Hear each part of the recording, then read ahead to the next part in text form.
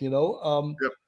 So we talked about, where obviously where the book is taking place. And in this case, it's the North Shore of Long Island. And you did that for very specific reasons. And I as I mentioned earlier, I couldn't help but notice is like the main character, Jeep.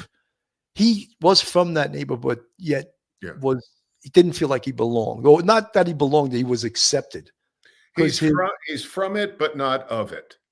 He Right. grew up there geographically, but he used the service entrance when he moved around. Yeah, which I refused to do. Yeah, that's right. Well, he was asked to use the service entrance, That's amazing. I used to find that amazing. And that's, of course, called a building canvas. Yeah. And when we would canvas housing projects, people would sometimes try to help us. Not everyone, because people were afraid to help. Sure. But when you canvas Central Park West, what do you did? Police? Who let the police in? That was what they would say to the doorman. Yeah. And on that one case, and this guy murdered 3 people, one in Yonkers, one on the Upper East Side, and I think there was one in Central Park. Mm-hmm. And all that the people in these buildings, not all of them, I don't want to paint with a broad brush, but many people said, why are they bothered? Who let these cops come up and ask me these questions? Don't you care about a fellow New Yorker that had just had her head bashed in and was murdered inside Central Park? And so I you think about the different neighborhoods. That's why a lot of cops would say, I'd much rather work in the hood than these rich hoity-toity neighborhoods in Manhattan, Mm-hmm. Yeah.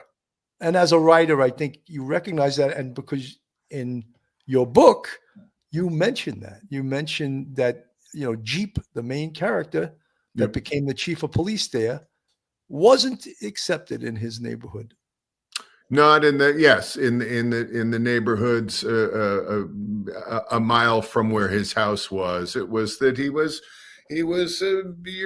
you're a working class kid. You don't know our customs, you don't know our schools, you don't know our tribe, and so it was an interesting barrier that when you bring him back there, it makes the writer's job easier.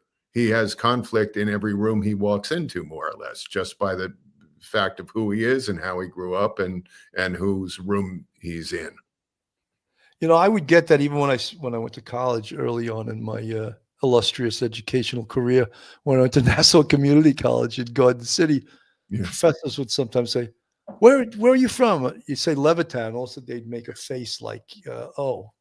Yeah. You know what I mean? Like, yeah. It was like, well, same thing when I went to Buffalo State College. I went upstate after I went to Nassau. The same thing was, where are you from? You have a strange accent, Right. I said, I'm from New York. And one of my professors says, no. It's not New York. I said, Long Island. He goes, that's it. Because Long Island accent is very different than New York City, It's a Queens accent that has a car, so it can drive east a little bit. That's great.